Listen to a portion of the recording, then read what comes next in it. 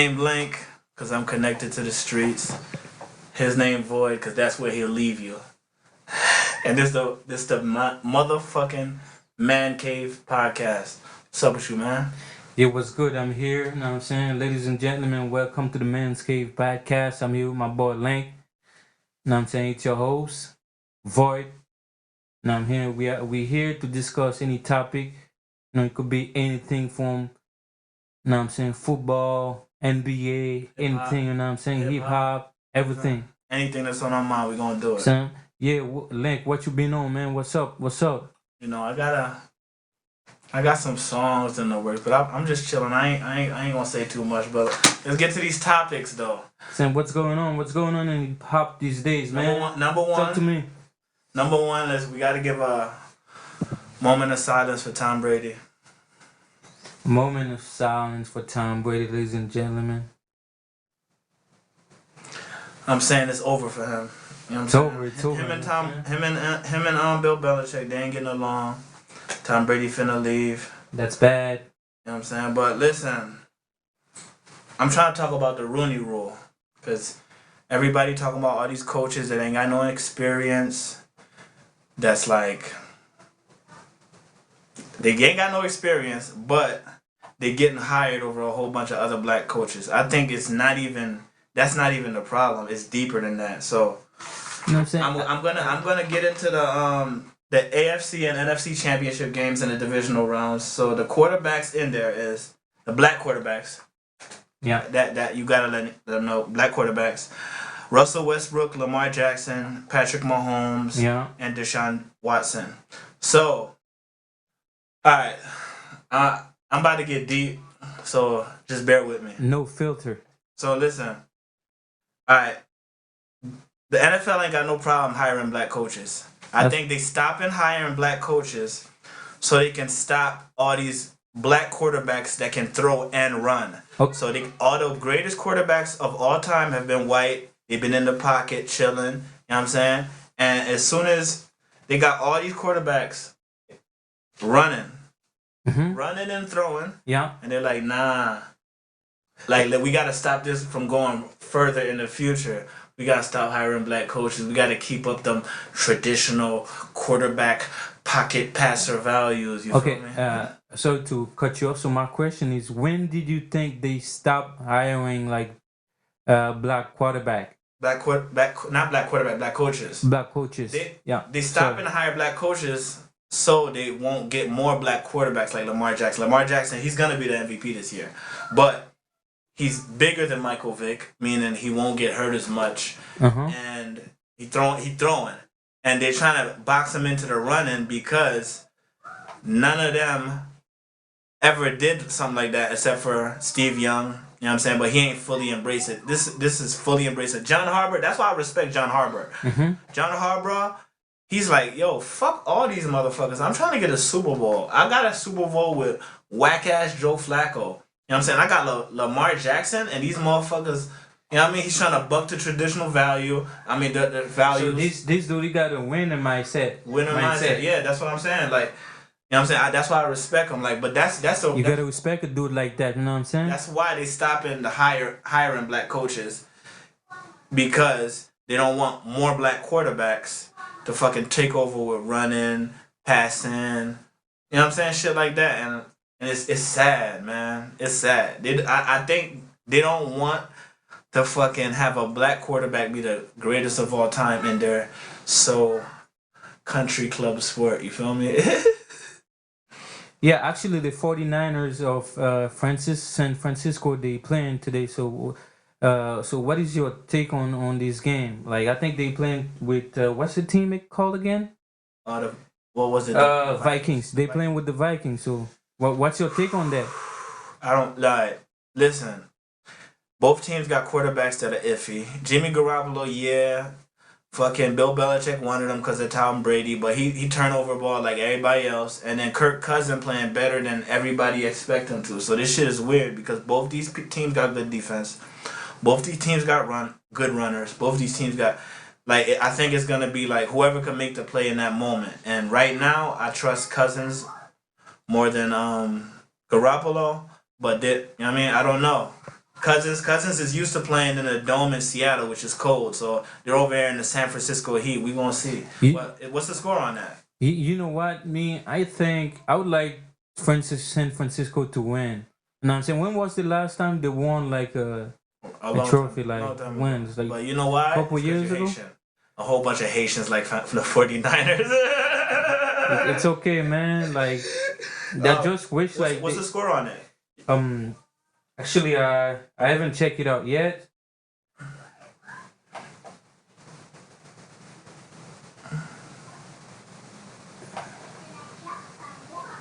Yeah, man, like I was saying, so I hope like they're gonna win. Let's hope. Nah, I mean, like, me, I don't want Patriots like to win this year. Them niggas been winning like 4 or 5 times in a row. Yeah. Well, this shit is crazy. It's like they won last year. They lost the year before, but they made it to the Super Bowl. Last year was I guess Philly, right? No. Last year was the Patriots. The year before was Philly. Oh, the year before. My bad. All right, listen. All right, so French Montana, 50 Cent. Oh man, they was beefing on the internet. They was, you know what I'm saying? French pulled up in a 2008 Bugatti like it was new. 50 clowned him. And then that shit is hilarious. And then French started wilding, saying a whole bunch of shit. So I say that to say this. So 50 throughout his first 3-4 albums, he sold like at least 30 million records. French Montana, he sold a lot of millions of singles and stuff like that. Right now, 50 doesn't do music really. Somebody call him for features, he might do it if he fuck with you like he did Griselda. That song was hot. I ain't gonna hold you. Yeah. Definitely. So listen, what do you think is better? French Montana's career in music right now, or 50 Cent's career in television right now?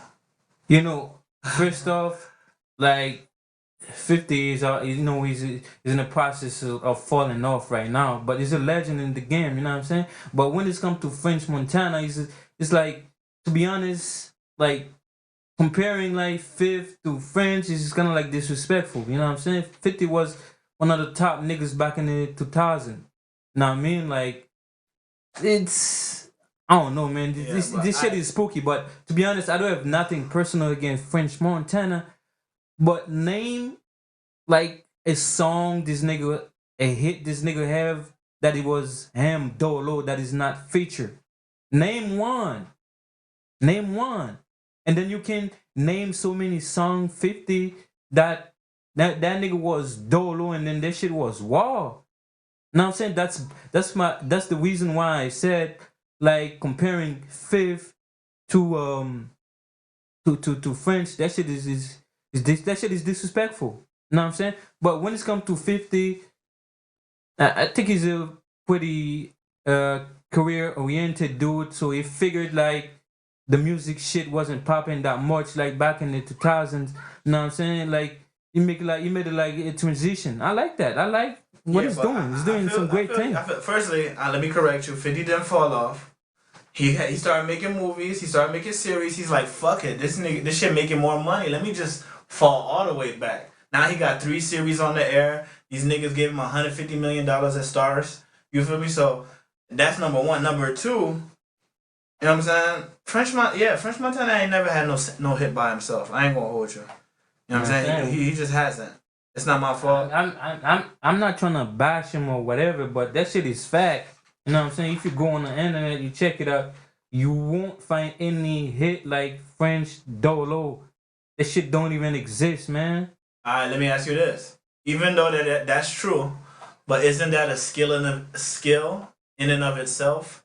Finding other people to get on a song to make it a hit? Yeah. You know what? Absolutely it does. When I'm gonna talk about another dude. When you talk that dude like DJ Khaled. So this nigga perfect. This nigga like this dude, he knows like who to go get to put in the song, and then the other person he know how to match this nigga. He made a career. Khaled is a facilitator. Like this nigga know that shit. You know what I'm saying? That's a kill. That's a skills. You know what I'm saying? It is. So alright, listen, we're gonna get into this Dave East.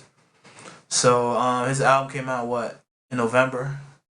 I mean, I had some time to sit with it. I bought that shit actually. I ain't gonna hold you. I illegally downloaded it, but shit rough out here. Don't even ask me no question. Definitely. So listen, I listened to it. You know what I'm saying? I'm not gonna say it wasn't whack. It was a solid album. Definitely. It was solid. But listen, if they told me like this was Davy's third album, cause kinda is, cause he had Karma and Karma 2. If they said this is Davy's third album, yeah, I'd be like, this is a solid third album. His career is gonna keep going up. You feel me? But this is said the debut album. You know what I'm saying? It's a solid debut. Don't get it fucked up. Yes, it does. But that Karma tape, I have it in my shit right now. The music, the fucking Karma tape. He had hits on that shit. He ain't shoot no videos. Check with Offset. Yeah. Militant. Yeah. With Don Q. He had Trenches. You feel me? He had some. Those are great tracks. He had some good shit on Karma. I don't know, like he should have just said that was his debut. You know what I'm saying? But I mean, this is counted as his debut. You know what I'm saying? So it's a solid debut. You feel me? But it ain't no Illmatic. You feel me? So what you think? No, it's not an Illmatic. Actually, definitely. You know what? I bought the album. Mm-hmm. You know what I'm saying? I'm not clout chasing whatever, but it's a good project. What you think? You know what I'm saying? It's a great project. Out of 1 to 10, what you think? I'll definitely give him like 8.5. You know what I'm saying? It's pretty solid. I'll give him like a 7.75. Like it's solid. Like it's like right there. Seems like you make me feel like I'm too generous. No, not even. I guess I'm too harsh. You know what I'm saying? Because I know what I want to hear in my music. But the thing is, like, within this trap era, I respect some of these New York artists taking these trap beats and still spitting that New York flow on them. Exactly. That's where I was going to that conversation, because if you listen to the album, you will find out a lot of trap beats, but with the East Coast flow, New York vibes. You know what I'm saying? I really like that. It kind of like mellow that. You know what I'm saying? Make something like different. I enjoy that. It's like some West Coast artists, and you know what I'm saying, they have these West Coast beat and then the East Coast vibe.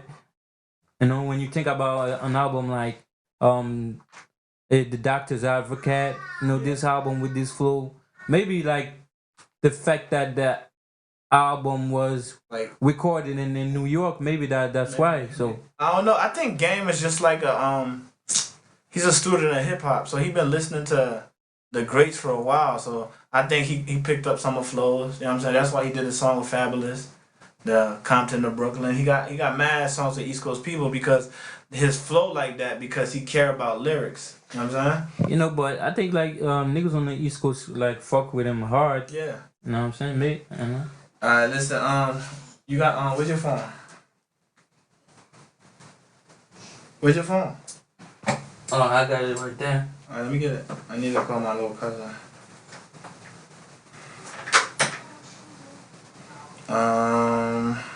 Yeah, man.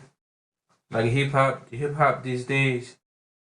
You know what I'm saying? Now it's all about trap. Niggas trapping. We about to talk some soccer.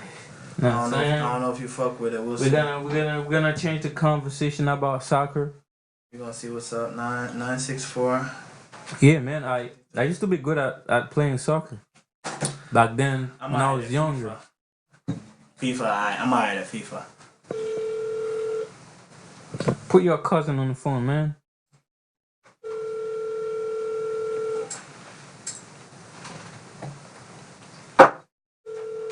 Come on, my nigga.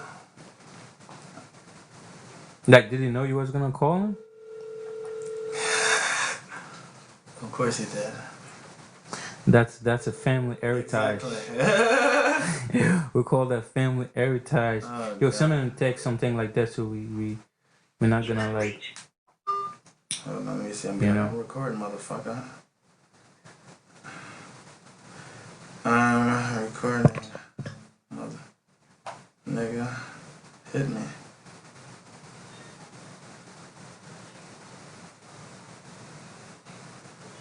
Alright.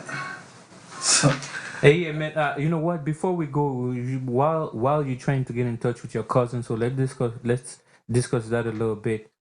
You know, Cass was battling like Arsenal. Jers. You know what I'm saying? Actually, Jers. that nigga took What a up? loss. What up? Jers. You know, shout out That- to the whole Atlantic City, the whole 609. You already know the 856 and 973. You know what I'm saying? All those numbers. You know? Yeah, so Cass took a loss. 732. Don't forget about 732. Like, what do you think about the battle? Like, the battle recently took place. I think that was in Philly. The nigga got washed out in his city. Shit is fucked up. Alright, listen. So, alright, I got a couple things to say. I haven't seen the battle, but I heard he got washed. Shout out to Arsenal. He from Jersey. I'm from Jersey. So, like, the thing is, Cassidy thinks shit's sweet. You feel me? He was battling Freeway and them in 2001, 2002, something like that. Like, you know what I'm saying? Battling has changed. You need, like, the orchestra. You need, like, you know what I'm saying? You need to get the crowd involved. You need to really win to win. You feel me? Like, so he thinking shit still in the 2000s and niggas over here elevating and he just thinking it's all about bars. Niggas in 2021, he's in 2000. Exactly. Yeah, he's like, he think it's just about bars. Yeah, it is about bars, but how you say it. What do you do when you saying it? Do you got props? Do you got somebody in the crowd wilding? You know what I'm saying? Do you got the crowd participation involved? You know what I mean? Everything like that. That's why I don't battle. I left battling in the 2000s. Like, on a track, if a nigga diss me, like, they got some problems, but like face-to-face battle, that's back in the day. You feel me? Yeah, man. But I'm gonna be honest on this. Like, Cass he's probably one of the greatest battle rapper. He is. I ain't gonna lie, but you know, like, he got washed out. It is what it is. But that nigga been washing up them niggas. Like, you been like winning battles. So it is what it is. At a certain time, you know what? You just gotta let it be. But if I was Cass in the position, what I would do is I'll fall back and then start writing song for niggas and then, you know, get the check. That nigga, he still got them bars though. Like, don't get that shit twisted. He still got the bars, but I think you just have to fall back and then, you know what I'm saying, like try to find like a couple new talent, some shit like that. I got something to say about that. You know what I'm saying? Like, he ruined his career. I'm about to tell you how. Hold on. Yeah, how do you think, like, how did he like ruin his career? Alright, so listen. So back in the 2000s, like, Cass was on fire, like fuego. Yeah, you know I mean, fire. Definitely. He was on fire. So before his first album came out, like, niggas was really waiting to just hear some other shit. You feel me? So, like, Cass put, like, his first album consisted of a couple songs you heard on mixtapes and some songs that he thought niggas would like. You know what I'm saying? This is what niggas be getting fucked up. Yo, listen, if you're an artist, be yourself. Don't try to be all the niggas. Don't try to be all the niggas, you know what I'm saying? Do what you like in the studio and hopefully niggas like it. Don't try to make a song because the niggas will like it. You feel me? Because niggas can tell. Niggas can tell that it's frauding. Know what I'm saying? Oh, this motherfucker. Hold on, not home yet. Yo, this is family. This is family for you. I told this nigga, hold on, what time is it? I told this nigga 21 after 7. I told this nigga at 3 something. I mean at 2 something, yo, I'm gonna hit you up after 4. You heard? You got me? Yeah, blah blah. It is what it is. Just hit me, alright? You know what I'm saying? So it's fucking 7. I call this nigga, I'm not home yet. Like, who gives a fuck? You on the phone with it, you feel me? But it is what it is. We gonna carry on. Yeah, definitely. I really wanted to save this for a while. Nah, I can't even do it. I'll do it next episode, cause yeah, we was talking about Cass. So what's going on? Who? Cass. Yeah. He ruined his career for that. Yeah. Making songs that he thought niggas would like. Yeah. Instead of making songs that he's comfortable making, you feel me? Like, if you want to make songs you thought niggas would like, cause he wrote songs for niggas like, you know, I Got It All. He wrote that hook for Eve, blah blah blah, shit like that. Him and Jada, you feel me? So he could write hooks, he could write songs for other people. He could have did that and just been him as an artist. So he fucking did a couple shit like that. He always put out a single that he thought niggas would like instead of just him. That niggas just got tired. So even though Cass is still hot right now, you can pick up a mixtape right now and he's spitting flames the whole time. Definitely. But know what I'm saying, niggas is like, you know what I mean, he missed his window. You feel me? You know what? I'm gonna be honest. I think the industry is slipping on him. So that's what I think. Due to the fact that he's been rapping for so long, he's been battling for so long. It's like, any niggas like been doing it like for 10 years and over right now. People kind of like sleeping on him, except Jay, huh? Except Jay. So other than that, a lot of niggas like, yeah, they kind of like slept on.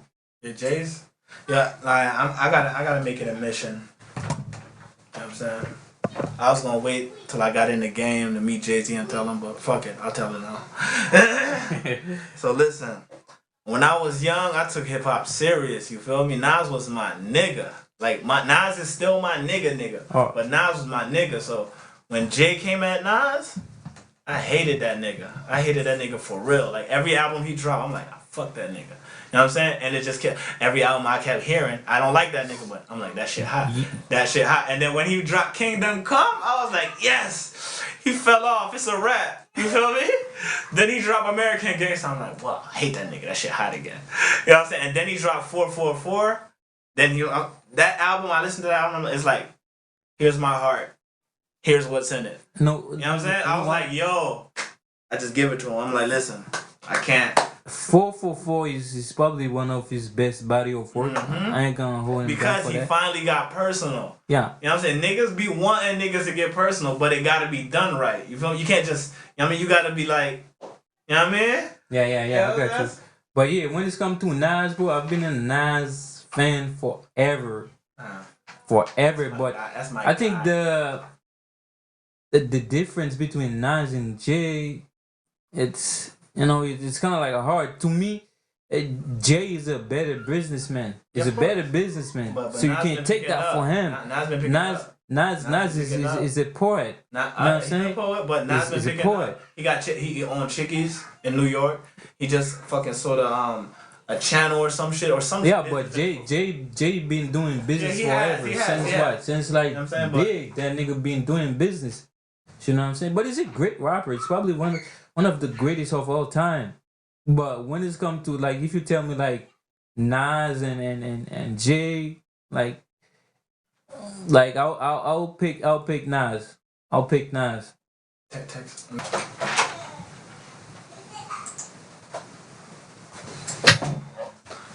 Reef. I'm good. Thank you for graciously accepting my invitation after my cousin didn't pick up. What's up with you?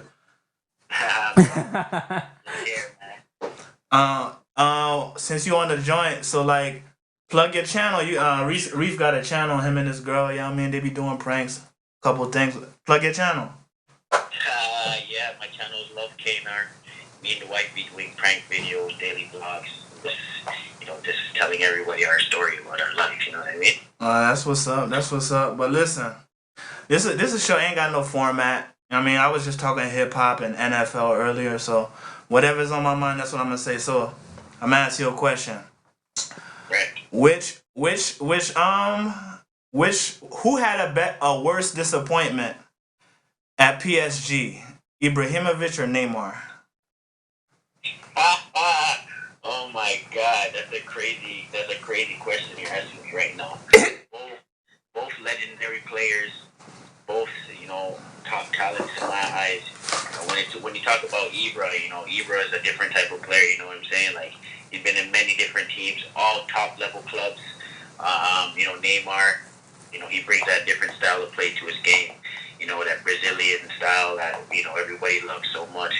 And he's very creative. He's great on the field. So for me, I would say more Neymar. I expected more from Neymar. He was injured a lot in the last few years. But I would definitely say I think Neymar had a bigger disappointment to me. I agree. Like I might be biased, Ibrahim. Like I'm not a soccer. Everybody always expect more from Neymar. That shit is funny. so I might be biased. You know what I'm saying? Cause I don't fuck with soccer all crazy, but I'm an Ibrahimovic fan, so I agree. But I just think that I don't think Neymar could win Champions League by himself. What you think? No, 100% facts. I feel like, he needs help, but the team that he has behind his back is awesome. You have players like Mbappe, you know what I mean? Young boy, unstoppable on the wing, difficult to handle when it comes to defender-wise. And, if you have Neymar, Mbappe, and Cavani on the field, I think it's a good opportunity. That's a good solid team actually. Yeah, and Cavani, man, they had Cavani. Man, I'm heartbroken with PSG, man. It's just let's just move on. So I'm gonna ask you about the USA and Canada. You know what I'm saying? Everybody went young. You know what I'm saying? Who do you think got the better future, men's national team wise? Oh no. National team wise, I would definitely say US. You know what I mean? Like US has that system that builds pros. And that's something that they start from a young age. They build professional players. Every system that they have from the youth system is high development. You know what I mean? When it comes to Canada right now, I feel like Canada has gotten better over the years. But there's so much more talent that's here in the country that is not found. And the reason for that is because unless you're playing professional somewhere, unless you're on the big clubs in Europe, they don't look at you. But there's tons of players that are in the inner cities that are top level ballers that can play on the national team. Yeah. Sorry to cut you off, buddy. But the thing is, Canada is not investing a lot of money like US does. So obviously, if they have a better future, it does make sense. Definitely, like you were saying, they're not investing like in the inner city. Like there's lots of guys that I know they're pretty good at playing soccer, but like It's not even only about investing. I just feel like the coaches as well. You have to have great coaches to develop these players. And a lot of these coaches here are book coaches. A lot of these coaches don't even play the game themselves. They learn from a book and feel like they can develop these kids. You know what I mean? Canada has become more about money rather than developing the players. Right in the U.S., they have that system where, once your kid is in that system, he's guaranteed to go somewhere. Not necessarily to go pro, but he may, end up going to university, playing top level Division One, and then transferring MLS or going somewhere else in Europe that's a lower club. But their system builds their players. You know what I mean? Yeah, you're right. All right, let me let's. I say that to say this. Do you think that USA men's national team will win a World Cup in your lifetime? hell no. No, never. Shit. Damn. Never. I tried. There's no way they I should. tried. Not even in another I life. tried to get him on a hook with it, but it's okay. Never. All right. So listen. Listen. All right, we're gonna talk about MLS. Do you think they ever gonna shake the perception that they're a retirement league, or do you think they'll at least get to the level where they're like a league like the Dutch league that people buy people from? what I'm gonna really say about the MLS. MLS is growing. Mm-hmm. MLS is growing. It's obviously not at the level of European ball, not even close. Of course. Yeah, that's for sure. But MLS is growing and you know what I mean. Like those retired players are coming to play in the MLS because it's still not necessarily. It is a retirement league for them because of the level of ball that they play for. Mm-hmm. But when you look outside of that, on America on the scope, that's the biggest league that there is. Some of these players can't play in Europe, maybe because they didn't have the talent growing up, or they didn't have that system to build them to play there, or that background, or their parents couldn't send them to Europe because of money situation. Who knows? But the MLS is the biggest thing that they can play at right now. Mm-hmm. So when you're growing up playing and MLS is all you see, you don't really see Europe, and that's your goal. You're studying your growth of a footballer, rather than these Europeans are playing for more than. What would I say is they're playing for more than what Americans are playing for. They have nothing. Yeah. Their hunger is different. You know what I mean? There's kids with no shoes. They're playing on rocks. They're playing on, they come from countries where they're hungry to get out there. Hell You know what I yeah. mean? So they're going to do whatever they have to do to make it. And that's the difference between, Americans and Canadians and the Europeans and the football in Europe altogether. You know what I'm saying? Like them guys, they're brought up different, built different, and they're more hungry.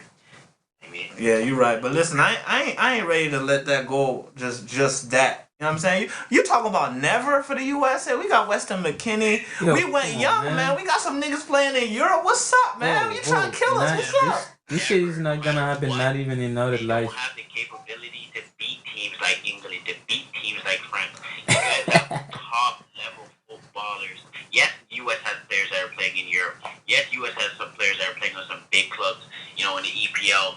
But guess what? They're still not ready, because when you put a team like France together that has their starting 11 is all top level players playing in around Europe, you know, EPL, playing in France, Bundesliga, wherever you want it to be, you know, against these U.S. players, it's not going to work. It's like boys against men. We just gonna move up because you disrespecting. You know what I'm saying? Yeah, man. This nigga is so disappointed. You disrespecting. You feel me? So I would just keep it moving. You heard? So listen. All right, this might be controversial. You might not even answer this, so I'm gonna just try it anyway. So, Megan Rapinoe, she been beating her drum, trying to get women's players to get the same as men's on the national team level.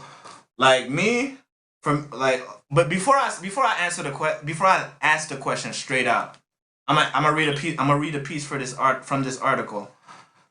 I say specifically from 2016 to 2018, the women's team brought in $50 million in revenue, and then the men brought in 50, so a difference of 800,000.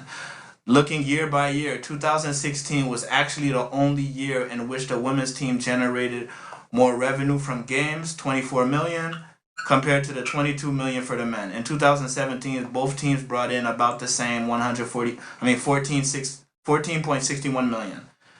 So I say that to say this: do the women's national team have the right to get equal pay if they don't draw as much as the men financially with ratings and stadiums?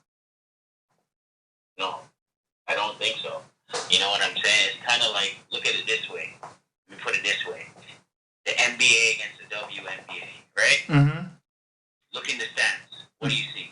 Nothing for the WNBA, and NBA just sold out. So when you're watching the Women's World Cup and you're watching the Men's World Cup, you know, there's 500 million people watching the Men's World Cup. Mm-hmm. Now the Women's World Cup, you may have 100 million. You know what I mean? Mm-hmm. That's the difference. So the men, no matter what, even if they're bringing in the same revenue, it's more exciting. The football is more exciting. You know what I mean? These players are playing all over Europe on all these big clubs. Now, it's not to say that, you know, they don't deserve equal pay. I mean, they're footballers, you know, they're doing the same thing, but it all comes down to what are people more entertained with, Mm-hmm. you know, women's soccer or men's soccer, and it's always going to be men's soccer. You know what I mean? I feel like they are getting paid well, but again, who knows? There's two sides to every story, and if they feel that way, it's very understandable. You know what I mean? If they want to compare numbers that they're bringing in, then they can compare numbers, but it's all about who's really watching. And you know, the women's game is growing a lot as well. It's growing a lot. I love the U.S. women's soccer team. I think they have the best soccer team in the world. You know, they're unbeatable sometimes. Mm-hmm. But again, you know, the men's sport is just way more entertaining. So but the thing is, I ain't even gonna lie to you. The only women's anything that I watch is women's tennis and women's hockey. You know what I mean? That's the only thing that don't look like that is wild slower. That's the thing. It's very slow. It's very slow compared to the men's game. So, I mean, I watch women's soccer. I watch the U.S. I watch the Canadian women's soccer team because I have to support my Canadians whenever they're playing. You already know what it is. You know what I mean? But, you know, Christine Sinclair out here, she's killing it. Oh God. That's hilarious. But listen, so okay.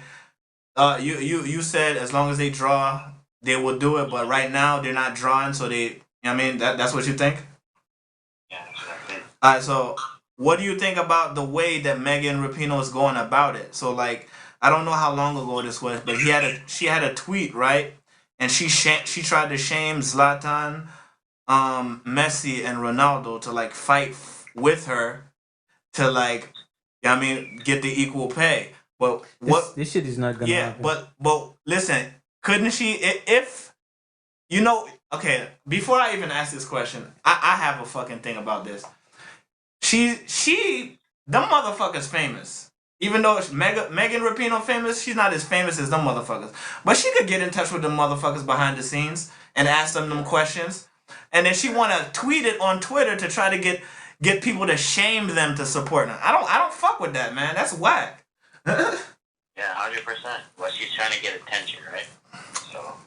So she's gonna go to social media because she knows once she brings it to social media, a lot of people are gonna, message Messi or Ronaldo, Zlatan, whoever you just mentioned. They're gonna message them and they're gonna start something. You know what I mean? And then they have to answer because when you have 50,000 messages switch to your phone, and people are gonna be like, hey, you're not responding. What's going on? Now you're forced to respond.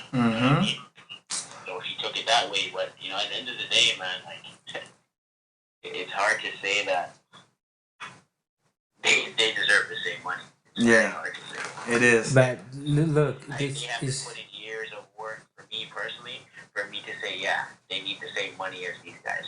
But it don't even gotta be me. I'm all about finances. You feel me? But if you draw the same, you could get the same money. No, the thing is not the same audience. Like when you come to men's soccer, like you see like the stadium like most likely full. When it's come to women, like start playing soccer, like it's men. It's more lucrative. It's not the same. You know what? So therefore, you know what invalidates their whole point? Yeah.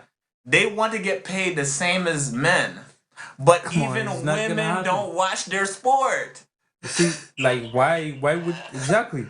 We the only dwindling viewers they got is us. Women don't watch WNBA. I asked a whole bunch of women, have you ever been to WNBA? Hell no, that shit boring. That's what they said to me. 100%. But good looking on the check-in. I mean, plug your channel again real quick. Yeah, man, check us out. Me and my wife out here on YouTube, Love KNR. That's the channel. Check it out. We got some fire videos out there, straight bangers. All right, good looking, Reef. I'll holler at you later. All right, take care. What you think about that? Unlock it. My cousin want to text me all crazy. What did you think about that right there? That was good. That was a good joint. Yo, tell the nigga like to fuck off. Yeah, what's wrong with him?